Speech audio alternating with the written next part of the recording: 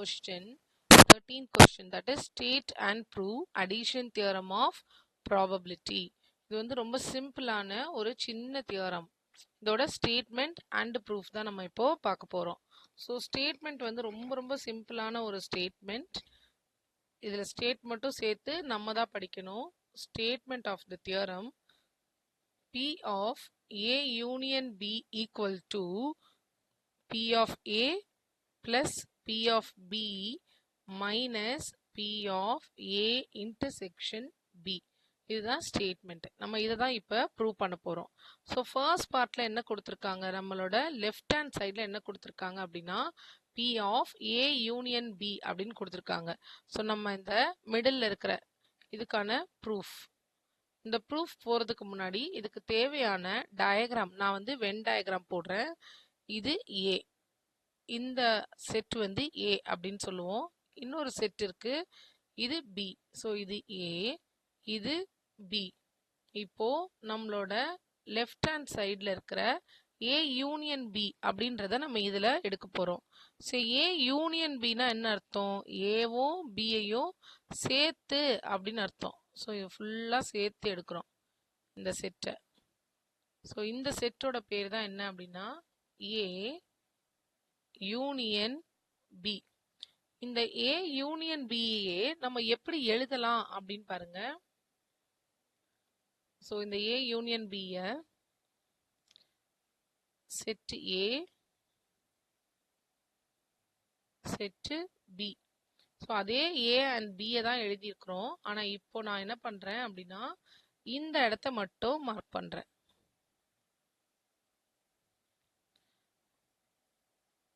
இப்போ அந்த பார்ட் என்ன அப்படின்னா வெறும் B பார்ட் மட்டும் இருக்கு. B பார்ட்ல A பார்ட்ல லைட்டா கூட இல்லை. ஏன்னா அந்த இன்டர்செக்ஷன் ரெண்டுத்துக்கும் நடுவில் இருக்குல்ல, அந்த இன்டர்செக்ஷனையும் நம்ம கவர் பண்ணாம எடுத்திருக்கோம். இதை எப்படி எழுத முடியும், இந்த A அண்ட் B இந்த ரெண்டையும் சேர்த்து எழுதணும் அப்படின்னா எப்படி எழுதலாம்னா A அங்க மேல வந்து எல்லாமே ஷேட் பண்ணிட்டோம். ஸோ A யூனியன் B அப்படின்னு அப்படியே எழுதியாச்சு. கீழே இது ரெண்டையும் சேர்க்கணும். இப்ப எனக்கு ஏவும் வேணும் பியும் வேணும் அப்படின்னா A தனியா இருக்கு, ஷேட் பண்ணாம தனியா இருக்கு. அந்த A பார்ட் யூனியன் அந்த செகண்ட் பார்ட்ல ஏல இருக்கிற ஒரு சின்ன பார்ட் கூட இல்லை. ஏன்னா இங்க பாருங்க A வந்து இந்த இடம் இப்படி வருது இல்ல. ஸோ ஏல இருக்கிற பார்ட் எதுவுமே கவர் பண்ணாம வர்றதுனால it's A bar. A bar அப்படின்னா ஏல சுத்தமா இல்லை, ஏவே கிடையாது அப்படின்னு அர்த்தம். So A bar intersection B அப்படின்னு எழுதலாம். The A bar intersection Bன்றது தான் இதுல இந்த எல்லோ பார்ட். மேல இருக்கிறது A யூனியன் B. இப்போ அந்த Bயை தான் நம்ம இப்படி பிரிச்சு எழுதுறோம். இந்த எல்லோ போர்ஷன் செகண்ட் பார்ட்ல இருக்க Bயை தான் A bar intersection B அப்படின்னு பிரிச்சிருக்கோம். இப்போ நம்ம இங்க ப்ரூஃப்க்கு போயிடலாமா. ஸோ A யூனியன் Bயை நம்மளால எப்படி எழுத முடிஞ்சிச்சு, A தனியா ஏன்ற செட்டு பிளாங்கா இருக்கு அந்த செட்டு யூனியன் அண்ட் அந்த எல்லோ கலர் செட்ல வந்து ஏவே இல்லை, அதனால A bar இன்டர்செக்ஷன் B அப்படின்னு பிரிக்க முடிஞ்சது. அண்ட் இப்போ taking probability on both sides, taking probability on both sides, ரெண்டு பக்கமும் ப்ராபபிலிட்டி எடுக்கும்போது P of A union B equal to இங்க P of A union A intersection A bar intersection B அப்படின்னு பிரிச்சிட்டோம். இப்போ பை யூசிங் தியரம் இங்க இருக்குல்ல இந்த union, இப்ப ரெண்டு செட்டா அதை பிரிச்சுக்கலாம். ஏன்றது ஒரு செட்டு, செகண்ட்ல இருக்கிறது ஒரு செட்டு. யூனியன் அப்படின்னா பிளஸ்ன்னு அர்த்தம், இன்டர்செக்ஷன் அப்படின்னும் போது மல்டிப்ளிகேஷன். ஸோ அப்ப நான் அந்த யூனியனுக்காக என்ன பண்றேன், இதை P of A பிளஸ் அந்த யூனியனுக்கான பிளஸ் இது P of A bar intersection B அப்படின்னு நம்ம ஸ்ப்ளிட் பண்ணிட்டோம். இப்போ A bar intersection Bக்கு நம்ம கிட்ட ஒரு தனியா பை தியரம் நம்ம கிட்ட என்ன இருக்குன்னா P of A bar intersection Bயை எப்படி எழுதலாம், P of B வெறும் B பார்ட் மட்டும் தானே இருக்கு. A bar intersection Bல வெறும் B பார்ட் தான் இருக்கு. Bல இருந்து எதை சப்ட்ராக்ட் பண்றாங்க, A இன்டர்செக்ஷன் Bயை சப்ட்ராக்ட் பண்றாங்க. which means இங்க வரைகிறேன்.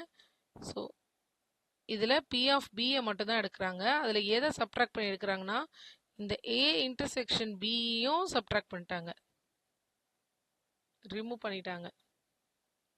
ஸோ இது வந்து A பார் இன்டர்செக்ஷன் B. இந்த A பார் இன்டர்செக்ஷன் Bன்றது இந்த ஃபுல் Bலேருந்து இந்த ஃபுல் ரவுண்டு தான் B. அதில் அந்த நடுவில் இருக்கிற பிளாக், அந்த பிளாக்கை கட் பண்ணுறாங்க. That block portion is A intersection B. So இதை வந்து நம்ம எதுக்கு யூஸ் பண்ணிக்கலாம்? A பார் இன்டர்செக்ஷன் Bக்கு யூஸ் பண்ணிக்கலாம். இந்த போர்ஷனுக்காக, இங்கே இருக்குல்ல, இந்த போர்ஷனுக்காக இந்த எக்ஸ்பான்ஷன். இது வந்து பை தியரம். இதுக்குன்னு தனியாக ஒரு தியரம் இருக்கு. நமக்கு இது இங்கே 5 மார்க்ல கேட்டதுனால அது எழுத வேண்டாம். இப்போ மேலே இருக்க P of A union B எப்படி இருக்கும்? P of A plus P of A bar intersection B. அந்த A பார் இன்டர்செக்ஷன் B தான் இந்த P of B minus P of A intersection B. நம்ம இதுதான் ப்ரூவ் பண்ணணும். Hence prove. இதுதான் நம்மளோட தியரம் ஸ்டேட்மெண்ட்.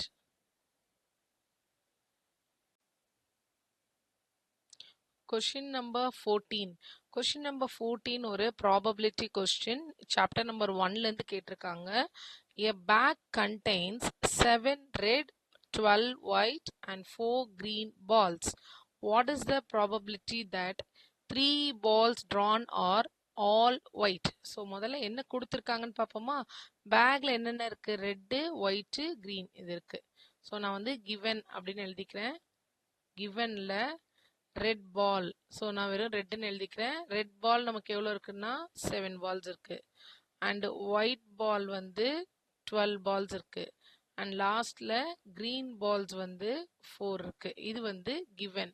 இப்போ என்னோட ஃபர்ஸ்ட் சப்டிவிஷன் என்ன? 3 பால்ஸ் எடுக்கணும் அண்ட் எல்லாமே என்னவா இருக்கணும்? ஒயிட்டா இருக்கணும்.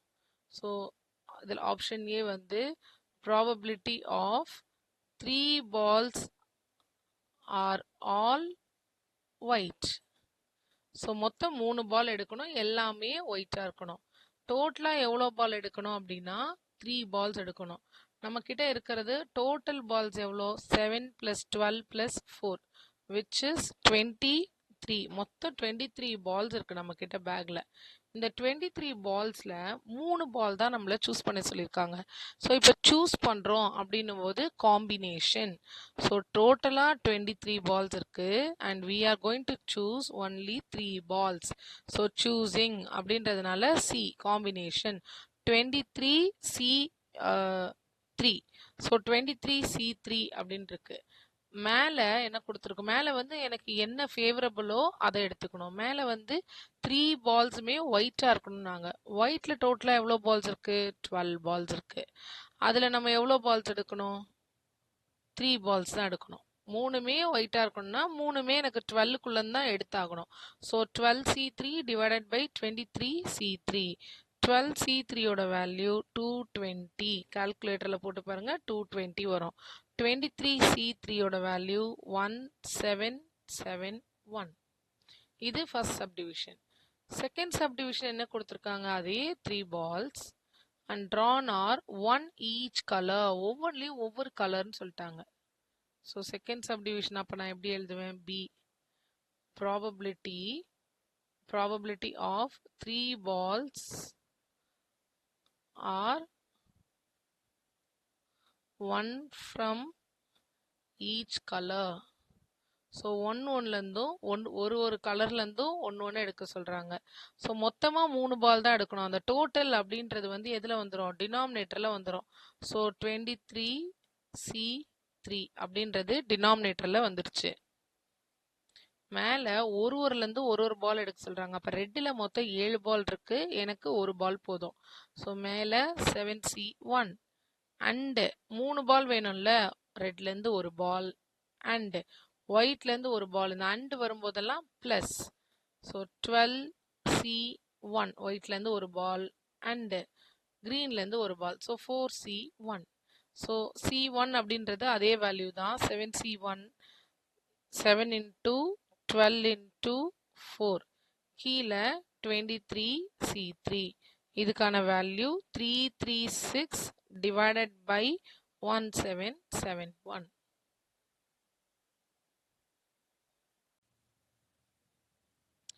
Question number 15.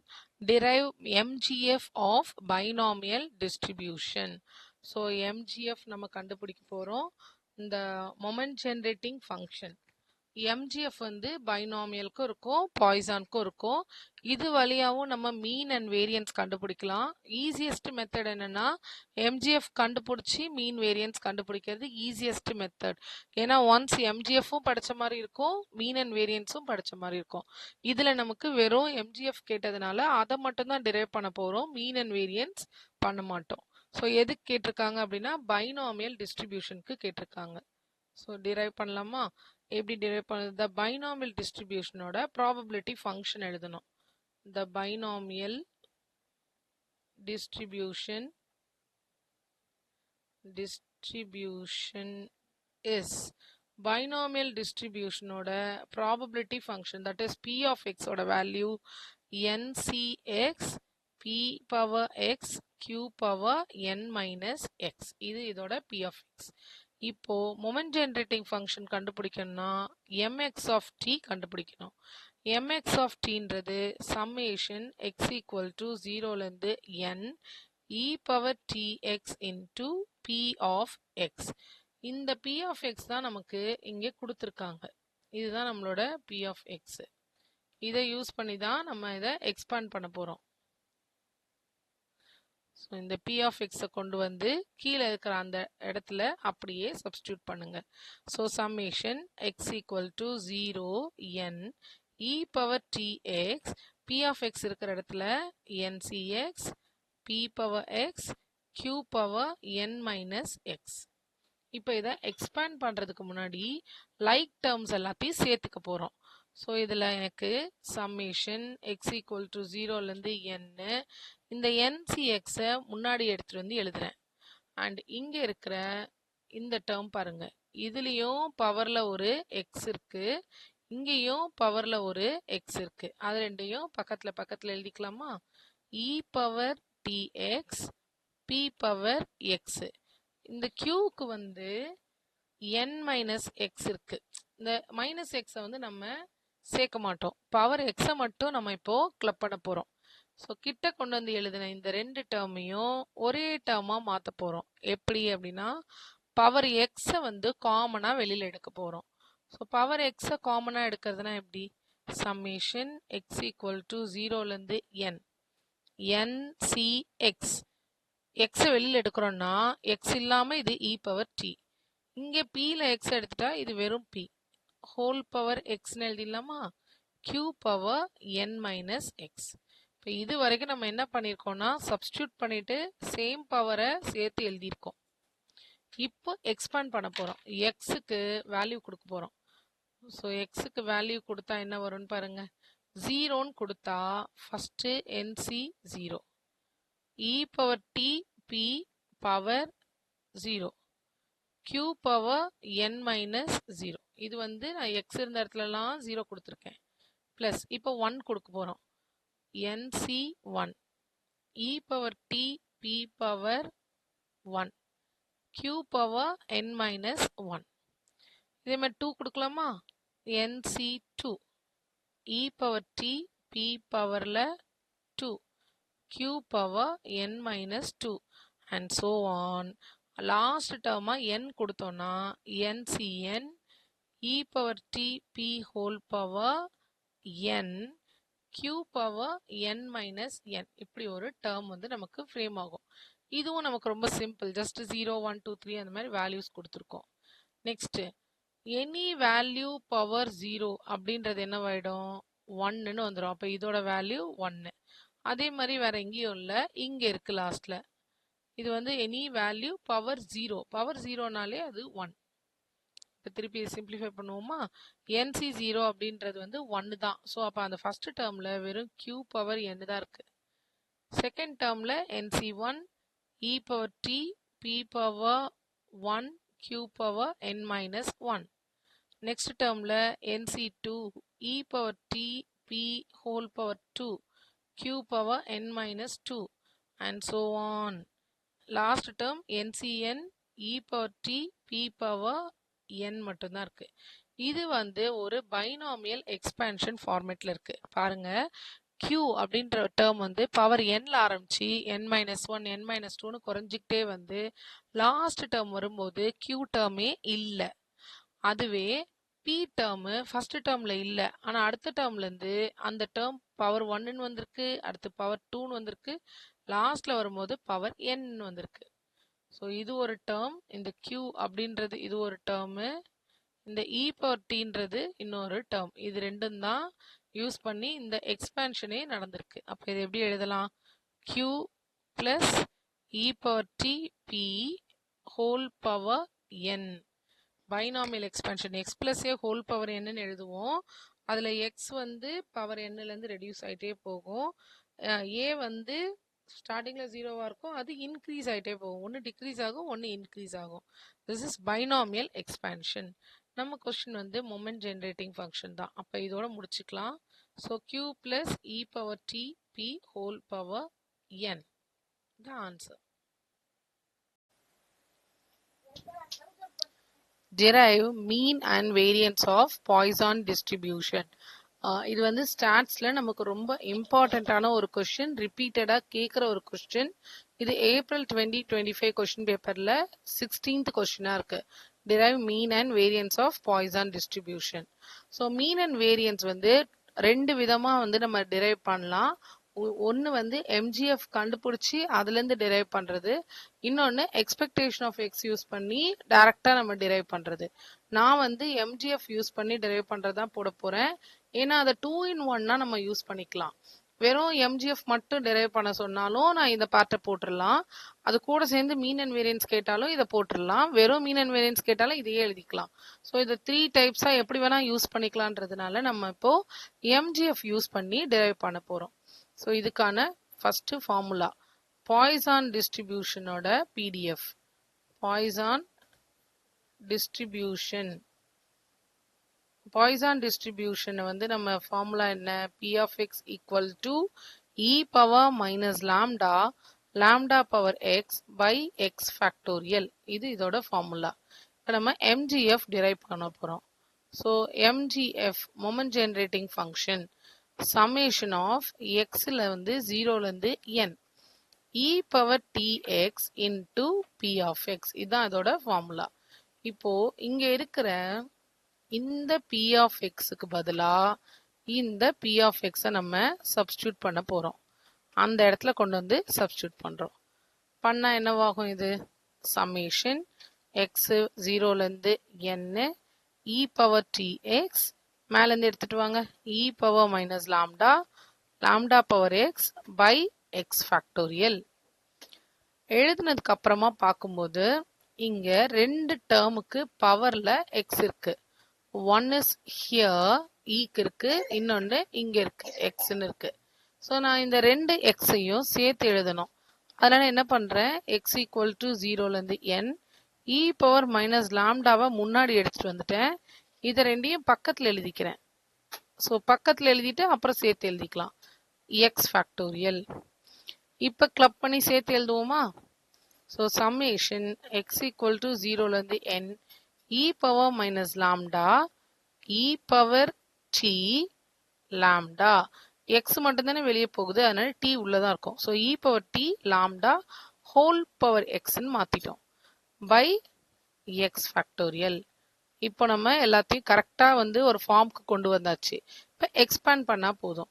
இந்த e பவர் மைனஸ் லாம்டா அப்படின்றதுல எக்ஸ் தானே இங்க பாருங்க, இந்த சீரீஸ்ல எக்ஸ் தான் 0ல இருந்து n வரைக்கும் வேரி ஆக போகுது. அப்ப எக்ஸ் இல்லாத டேர்ம் வேரியே ஆகாது. e பவர் மைனஸ் லாம்டான்றதுல எக்ஸே இல்ல, அப்ப அது சும்மா தான் இருக்க போகுது. we can take it outside. e power minus lambda constant, X இல்ல, வெளியே எடுத்துட்டேன். அது இல்லாம மீதியை உள்ள வச்சுக்கலாம். x equal to 0 to n e power t x whole e power t lambda power x by x factorial. இப்போ இதை எக்ஸ்பேண்ட் பண்ணுவோமா? ஸோ ஃபர்ஸ்ட் எக்ஸுக்கு 0 கொடுங்க. அப்போ e power lambda e power t lambda power 0 by 0 factorial. அடுத்தது எக்ஸுக்கு 1 கொடுத்தா e power t lambda power 1/1 factorial. 2 கொடுக்கும்போது e power t lambda power 2/2 factorial. இப்படியே இந்த டேர்ம் வந்து போயிட்டே இருக்கும். இப்போ இது என்ன ஃபார்மேட்ல இருக்கு? இந்த பவர் 0 அப்படின்றது வந்து நம்ம 1ன்னு எழுதிக்கலாம். So e power minus lambda, மேலேயும் 1 கீழேயும் 1, ஸோ அதை 1ன்னு எழுதிக்கிறேன். e power t lambda power 1/1 factorial, e power t lambda power 2/2 factorial and so on.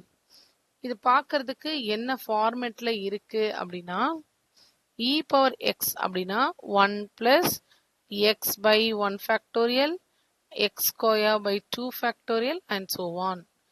இங்க xக்கு பதிலாக தான் இந்த டேர்ம் இருக்கு. அப்ப நம்ம எப்படி எழுதலாம் இத? ஸோ எக்ஸுக்கு பதிலாக இந்த ஃபுல் டேர்ம் அப்படின்னு கன்சிடர் பண்ணோம். e பவர் மைனஸ் லாம்டா வெளியில இருக்கு. இந்த ஃபுல் சீரீஸை e பவர் எக்ஸ்ன்னு எழுதலாமா? அப்போ e பவர் எக்ஸ்ன்றது இந்த ப்ளூ பாக்ஸ்ல இருக்கிறது. அதுல e பவர் t லாம்டா அப்படின்னு வந்திருக்கும். ஸோ இது வரைக்கும் ஓகேவா நமக்கு? இப்போ இங்க பேஸ் வந்து சேமா இருக்கா? இதுவும் e தான், இதுவும் e தான். இப்போ நம்ம பேஸ் சேமா இருந்தா பவரை ஆட் பண்ணிப்போமா? So mx of t equal to, that is mgf, e power minus lambda plus e power t into lambda. Base e அப்படியே வச்சுட்டு பவரை மட்டும் நான் சேர்த்துட்டேன். இப்போ இந்த பவரை திருப்பி கிளப் பண்ணும்போது ரெண்டுத்துலயுமே லாம்டா இருக்குன்னு தெரியுதா? அதுல மைனஸை பின்னாடி கொண்டு போகலாம்.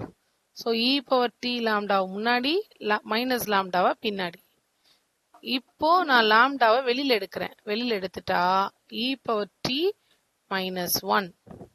ஸோ இது நம்மளோட மொமெண்ட் ஜென்ரேட்டிங் ஃபங்க்ஷன். ஒருவேளை மொமெண்ட் ஜென்ரேட்டிங் ஃபங்க்ஷன் மட்டும் கேட்டாங்கன்னா இது வரைக்கும் போட்டு நம்ம ஸ்டாப் பண்ணிக்கலாம். மீன் அண்ட் வேரியன்ஸ்னு கேட்டா இதுல இருந்து கண்டினியூ பண்ணோம். அதுக்காக தான் இந்த மொமெண்ட் ஜென்ரேட்டிங் யூஸ் பண்ணி நம்ம மீன் அண்ட் வேரியன்ஸ் கால்குலேட் பண்ணோம். ஸோ இதை வந்து ஒரு பாக்ஸ் போட்டுக்கலாம். This is moment generating function of Poisson distribution.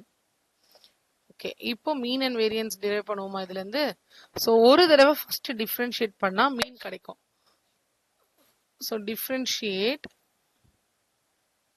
with respect to t, with respect to t.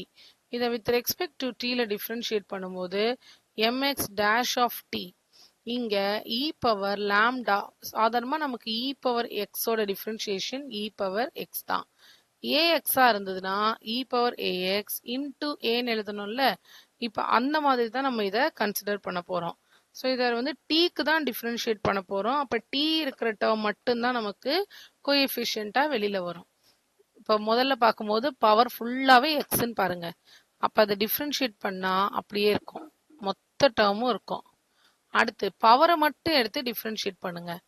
Lambda e power D பண்ணும்போது இ பவர் டி, 1 பண்ணும்போது 0. So lambda e power t. Next ஸ்டெப்ல mx dash of t at t equal to 0. t இருக்கிற இடத்துல 0ன்னு substitute பண்ணா e power lambda e power 0 minus 1 into lambda into e power 0. எங்கெல்லாம் e power 0 இருக்கோ that is 1. அப்போ இது e power lambda 1 minus 1. இங்க e power 0ன்றது 1. அப்போ வெறும் லாம்டா தான் இருக்கும். பவர்ல இருக்கிறது 0 ஆகி e பவர் 0 ஆயிடுது. e power 0 is 1. எனக்கு லாம்டா தான் வருது. So this is mean. Mean equal to lambda. ஒரு தடவை டிஃபரன்ஷியேட் பண்ணும்போது இது வந்துருச்சு. இதை இப்போ ஈக்குவேஷன் 1 எடுத்துக்கிறோம். இப்போ next again differentiate with respect to t. எதை? ஃபர்ஸ்ட் ஈக்குவேஷன் 1 திருப்பி டிஃபரன்ஷியேட் பண்ணும்போது mx double dash of t. இப்போ இந்த டேர்மை நம்ம ரெண்டு டேர்மா கன்சிடர் பண்ணோம். இது ஒரு டேர்ம் u, இது ஒரு டேர்ம் vன்னு எடுத்துக்கணும். u அப்படியே வச்சுக்கிறேன். e power lambda e power t minus 1 அப்படியே இருக்கட்டும். v டிஃபரன்ஷியேட் பண்ணா லாம்டா கான்ஸ்டன்ட் அப்படியே இருக்கும். e பவர் t பண்ணும்போது e பவர் t தான். Plus lambda e power t அப்படியே இருக்கட்டும். u டிஃபரன்ஷியேட் பண்றோம். u என்னவாகும்? e பவர் xன்றது e பவர் x தான். அந்த பவர் பண்ணும்போது லாம்டா இ பவர் டி, ஏன்னா வித் ரெஸ்பெக்ட் டு டி பண்றோம். இப்போ எனக்கு ரெண்டு டேர்ம் இருக்கா. ஃபர்ஸ்ட் டேர்ம்ல lambda e power D, e power lambda e power t minus 1. Second டேர்ம்ல ரெண்டு லாம்டா இருக்கு. So it's lambda square e power t, இங்கேயும் இ பவர் டி இருக்கு. அப்போ e power 2t e power lambda into e power t minus 1. இப்போ இங்க அதே at t equal to 0. T equal to 0ன்னு சொன்னா எங்கெல்லாம் டி இருக்கோ அங்கெல்லாம் 0 ஆகணும். இந்த இடத்துல எல்லாம் 0 ஆகும். எனி வேல்யூ பவர் 0 வந்து 1. அப்ப இந்த mx double dash of t என்னவாகும்னா லாம்டா இ பவர் 0, அதனால அது 1. அடுத்தது e power lambda 1 minus 1 plus lambda square e power 0, so அது 1 ஆயிடும். அடுத்து பக்கத்துல இ பவர் லாம்டா 1 மைனஸ் 1. இந்த 1 மைனஸ் 1ன்றது 0 ஆகி இ பவர் லாம்டான்றது எனக்கு 0 ஆயிடுது. So lambda e power 0 plus lambda square e power 0, which means lambda plus lambda square. இப்போ variance கண்டுபிடிக்கிறதுக்கு நமக்கு ஃபார்முலா என்ன அப்படின்னா variance equal to mu2 square minus mu1 dash whole square. mu2 square அப்படின்றது mu2ன்றது இதுதான். Okay, நம்ம mu2னே வச்சுக்கலாம். mu2ன்றது நம்ம இப்ப கால்குலேட் பண்ண second order derivative. So lambda plus lambda square minus mu1ன்றது ஃபர்ஸ்ட் ஆர்டர். ஃபர்ஸ்ட் ஆர்டர்ல நம்ம என்ன கண்டுபிடிச்சிருக்கோம் லாம்டா. அதை ஸ்கொயர் பண்ணணும். இது ரெண்டும் கேன்சல் ஆகி வேரியன்ஸும் லாம்டா.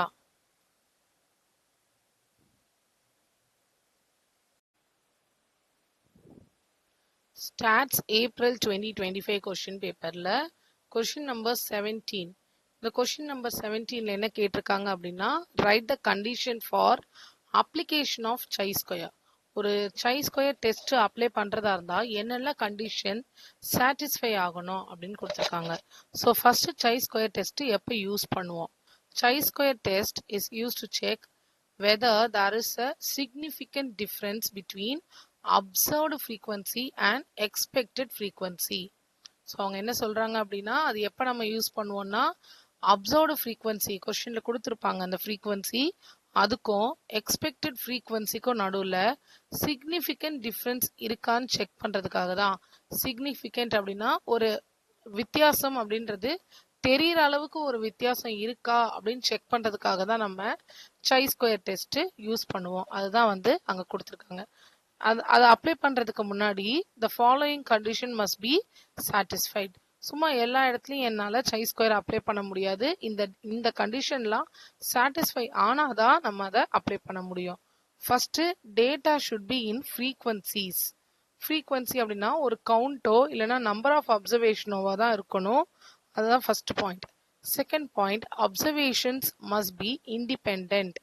ஸோ ஒரு அப்சர்வேஷன் இன்னொன்று இன்ஃப்ளூயன்ஸ் பண்ணக்கூடாது. அது பேர் தான் independent observation. Third expected frequency. நம்ம இந்த அப்சர்வ்டு ஃப்ரீக்வன்சிலேருந்து எக்ஸ்பெக்டட் ஃப்ரீக்வன்சி கண்டுபிடிக்கும் போது it should not be very small. At least ஒரு செல்லில் 5 அப்படின்ற அந்த வேல்யூவாது இருக்கணும். அதை விட கம்மியான வேல்யூ இருக்கக்கூடாது. அண்ட் ஃபோர்த் பாயிண்ட் கேட்டகரிஸ் வந்து மியூச்சுவலி எக்ஸ்க்ளூசிவாக இருக்கணும். And fifth point it must be a random sample. Random sample அப்படின்றது ஒரு பாப்புலேஷன்லேருந்து சூஸ் பண்ணுற ஒரு சாம்பிள், ரேண்டமாக சூஸ் பண்ணுற சாம்பிள். இந்த 5 பாயிண்ட்டும் சாட்டிஸ்ஃபை ஆனாதான் நம்மளால சை ஸ்கொயர் டெஸ்ட் அப்ளை பண்ண முடியும். ஸோ இதுக்கான கொஸ்டின் 5 மார்க் கொஸ்டினாக இருந்தாலும் இது ஒரு சிம்பிளான ஒரு 5 பாயிண்ட்ஸ் தான். இதில்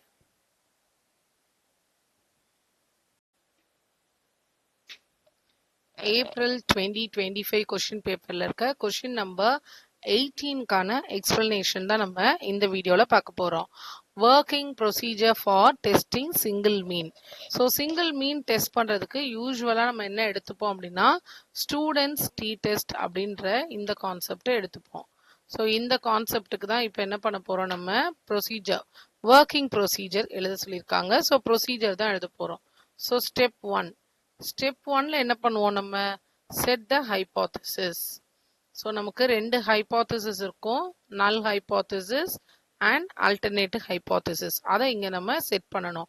ஸோ செட் த ஹைபோதசிஸ். ஃபர்ஸ்ட் ஒன் வந்து நல் ஹைபோதசிஸ். இது ப்ரொசீஜர் கேட்டதுனால இது எல்லாமே நம்ம எழுதணும். Null hypothesis H naught. இந்த H நாட்ல mu equal to mu naught அப்படின்னு டிக்ளேர் பண்ணுவோம். இதுக்கு ஆல்டர்னேட்டா ஆல்டர்னேட் ஹைபோதசிஸ். இதுதான் நம்மளோட ஸ்டெப் 1. Alternate ஹைபோதசிஸ்ன்றது H1. இங்க என்ன சொல்லுவோம், mu is not equal to mu naught அப்படின்னு சொல்லுவோம். அண்ட் அடுத்தது ஸ்டெப் 2. ஹைபோதசிஸ் ஸ்டெப் செட் பண்ணதுக்கு அப்புறமா நம்ம என்ன செட் பண்ணுவோம், choose the level of significance. So இந்த லெவல் ஆஃப் சிக்னிஃபிகன்ஸ் என்னவா வேணா இருக்கலாம், கொஸ்டின்லயே கொடுத்துருப்பாங்க. அப்படி கொடுக்கலனா நாமளே சூஸ் பண்ணோம். Choose the level of significance. இந்த லெவல் ஆஃப் சிக்னிஃபிகன்ஸை ஆல்ஃபா வந்து 0.05, இட் மீன்ஸ் 5% இல்லைன்னா 1% அப்படி நம்ம சூஸ் பண்ணிப்போம். அடுத்தது ஸ்டெப் 3. ஸ்டெப் 3ல என்ன கால்குலேட் பண்ணுவோம் அப்படின்னா சாம்பிள் ஸ்டாட்டிஸ்டிக்ஸை கால்குலேட் பண்ணோம். Calculate sample statistics. இது ஸ்டெப் 3. ஸ்டெப் 4ல நம்ம கம்ப்யூட் பண்ண போறோம். என்ன கால்குலேட் பண்ண போறோம் அப்படின்னா நம்ம ஃபார்முலாக்கு டி டெஸ்ட்டுக்கு நம்ம கால்குலேட் பண்ண போறோம். So compute t equal to x bar minus mu divided by s by root of n. இதுக்கு நம்ம வேல்யூ கால்குலேட் பண்ண போறோம். That is step 4. அடுத்தது ஸ்டெப் 5. ஸ்டெப் 5ல determine critical value. Critical value அப்படின்றது table value. So determine critical value. So t value from table. டேபிள்லேருந்து எடுத்து t value from table. டேபிள்லேருந்து கால்குலேட் பண்ணதுக்கு அப்புறமா ஸ்டெப் 6ல கன்க்ளூஷன். ஸோ கன்க்ளூஷனில் நம்ம என்ன சொல்லுவோம், நாம கால்குலேட் பண்ண ஸ்டெப் 4ல நம்ம கால்குலேட் பண்ண value. So if calculated value is less than or equal to table value. So step 4ல நம்ம calculate பண்ண வேல்யூ step 5ல நம்ம டேபிள் டி வந்து டேபிள்ல இருந்து எடுத்த வேல்யூவோட கம்மியா இருந்தது அப்படின்னா H நாட் is accepted. அப்படி இல்ல, if calculated value is greater than or equal to table value இருந்ததுன்னா H not is rejected. So இதை வந்து நம்ம லாஸ்ட் ஸ்டெப்ல தான் சொல்லுவோம் கன்க்ளூஷன். இதுக்கப்புறமா நம்ம வந்து ஃபைனல் கன்க்ளூஷன் எழுதி முடிச்சிருவோம். ஸோ இந்த 6 ஸ்டெப்ஸ் தான் நம்ம இதில் யூஸ் பண்ணுறோம். ஸோ இதுதான் இதோட procedure. April 2025 question paper stats-ல question number 19. Given a sample mean of 83. So இது வந்து சாம்பிள் மீன் கொடுத்துருக்காங்க. அப்புறம் சாம்பிளுக்கு ஸ்டாண்டர்ட் டீவியேஷன் கொடுத்துட்டாங்க. சாம்பிளோட size 22. So sample size small sample. So less then 30 இருந்ததுன்னா இது ஒரு ஸ்மால் சாம்பிள். ஸ்மால் சாம்பிளாக இருந்தால் நம்ம என்ன டெஸ்ட் யூஸ் பண்ணணும், டி டெஸ்ட் யூஸ் பண்ணுவோம். ஸோ நமக்கு தெரிஞ்சிருச்சு இங்கிருந்தே இது டி டெஸ்ட் அப்படின்ற கன்க்ளூஷனுக்கு வந்துடலாம். சாம்பிள் மீனை வந்து நம்ம என்னன்னு எடுக்கணும், எக்ஸ் பார்னு எடுத்துப்போம் நம்ம. அண்ட் சாம்பிள் ஸ்டாண்டர்ட் டீவியேஷனை சிக்மான்னு எடுக்கணும். அடுத்து என்ன கொடுத்துருக்காங்கன்னு பாருங்க, பாப்புலேஷன் மீன். இது ரெண்டும் வேற வேற. ஸோ பாப்புலேஷன் அப்படின்றது மொத்தமா இருக்கிறதுக்கான வேல்யூ, சாம்பிள்ன்றது அதுல இருக்கிற ஒரு பார்ட். ஸோ இது ஒரு மீன் கொடுத்துருக்காங்க நமக்கு. சாம்பிள் மீனும் இருக்குங்க, பாப்புலேஷன் மீனும் இருக்கு. ரெண்டையுமே எக்ஸ் பார்னு எடுக்கணுமானா இல்ல, இதை எக்ஸ் பார்னு எடுக்கணும். இந்த வேல்யூவை நம்ம இந்த வேல்யூவை வந்து நம்ம மியூ அப்படின்னு எடுத்துப்போம். ஸோ இது வந்து மியூ. இப்போ நம்ம கொஸ்டின்ல இருக்கிறது எல்லாத்தையும் கிவன் அப்படின்னு எழுதுவோமா, கிவன். ஸோ முதல்ல என்ன கொடுத்துருக்காங்க, இங்க சாம்பிள் மீன் அப்படின்னு சொல்லிட்டு ஒரு வேல்யூ கொடுத்துருக்காங்க, தட் இஸ் 83. சாம்பிள் மீன்ன்றது எக்ஸ் பார் ஈக்குவல் டு 83. அடுத்தது standard deviation of 12.5. standard deviation ன்றது sigma. sigma equal to 12.5. next sample size வந்து small இது n equal to 22. இங்கே பக்கத்துல small sample 30 விட கம்மியா இருந்தா small sample. அடுத்தது population mean is 70. population mean ன்றது mu equal to 70. இப்ப question என்ன? Test the hypothesis that the value of population mean against the alternate that is more than 70 ஆன்னு நம்மள செக் பண்ண சொல்லியிருக்காங்க. ஸோ இப்போ நம்ம இதில் hypothesis step 1. step 1 என்ன பண்ணுவோம், நம்ம hypothesis செட் பண்ணுவோமா? hypothesis எப்படி பண்ணுவோம்? h0 null hypothesis mu equal to 70 population mean சொல்றோம். அதே h1ல mu is இங்க என்னன்னு செக் பண்ண சொல்லியிருக்காங்க, நம்மள more than 70 ஆன்னு செக் பண்ண சொல்றாங்க. ஸோ greater than 70 ஆன்னு நம்ம செக் பண்ணோம். ஸோ greater than 70 அப்படின்றது ரைட் டெயில் டெஸ்ட். இந்த greater than எழுதணும்ல, அதனால இது right tailed test. Less then எழுதியிருந்தோம்னா லெஃப்ட் டெயில் டெஸ்ட் அப்படின்னு எடுத்துக்கணும். ரெண்டுமே கொடுக்கல, ஈக்குவல் டூல நம்ம செக் பண்றோம் அப்படின்னா டூ டெயில்டு டெஸ்ட்னு எழுதுவோம். ஸோ இங்க இது ரைட் டெயில்டு டெஸ்ட். அடுத்தது ஸ்டெப் 2. ஸ்டெப் 2ல நம்ம இதோட வேல்யூவை கால்குலேட் பண்ண போறோம். t equal to x bar minus mu divided by sigma divided by root of n. x bar ன்றது 83, mu 70, sigma ன்றது 12.5 divided by root of 22. இதை கால்குலேட் பண்ணா 13 by 2.67 அப்படின்னு வரும், which is 4.87. இந்த 4.87 அப்படின்றது calculated value. அடுத்தது step 3. step 3 வந்து table value. so table value t at degree of freedom. table valueக்கு எனக்கு degree of freedom வேணும். df equal to n minus 1. so n minus 1 னா 22 minus 1 அப்படின்னு அர்த்தம், which is 21. so t value at 21 இல்லைன்னா கீழே இதை எழுதுவோம். ஸோ t வேல்யூ எங்கே பார்க்கணும் அப்படின்னா 21க்கு 0.05 லெவலில் நம்ம பார்க்குறோம், அட் 5% லெவல். அண்ட் இது வந்து ஒன் டெயில் டெஸ்ட். இதுக்கான வேல்யூ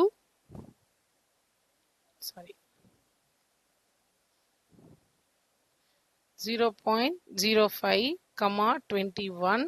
இதுக்கான வேல்யூ 1.721. டி டெஸ்ட்டுக்கான வேல்யூஸ் எல்லாம் நமக்கு டேபிளில் இருக்கும். இது அதே வேல்யூஸ் தான் வருதுன்றதுனால நம்ம வேல்யூவை மெமரைஸும் பண்ணிக்கலாம். ஸோ டி டெஸ்ட்டோட டேபிள் வேல்யூ 1.721. இப்போ கன்க்ளூஷன் பார்ட்டுக்கு வரும். கன்க்ளூஷன் பார்ட் என்னன்னா, நான் கால்குலேட் பண்ண வேல்யூ 4.87, டேபிள்லேருந்து எனக்கு கிடைச்ச வேல்யூ 1.721. ஸோ இங்கே என்னோட கால்குலேட்டட் வேல்யூ அப்படின்றது கிரேட்டர் தென்னா இருக்கு. எதை விட கிரேட்டர் தென்னா இருக்கு? டேபிள் வேல்யூவோட கிரேட்டர் தென்னா இருக்கு. அதனால h0 இஸ் ரிஜெக்டட். அதிகமாக இருந்ததுன்னா என்ன ஆயிடும்? ரிஜெக்ட் ஆயிடும். h0 ரிஜெக்ட் ஆயிடுச்சுன்னா என்ன அர்த்தம்? ஆல்டர்னேட் ஹைபோதசிஸ் தான் இங்கே எனக்கு இருக்கு.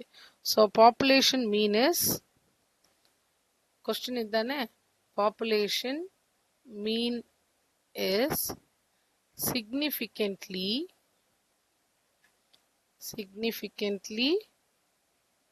greater than 70 ஆன்னு செக் பண்ண சொன்னாங்க. எஸ், இது greater than 70 தான்.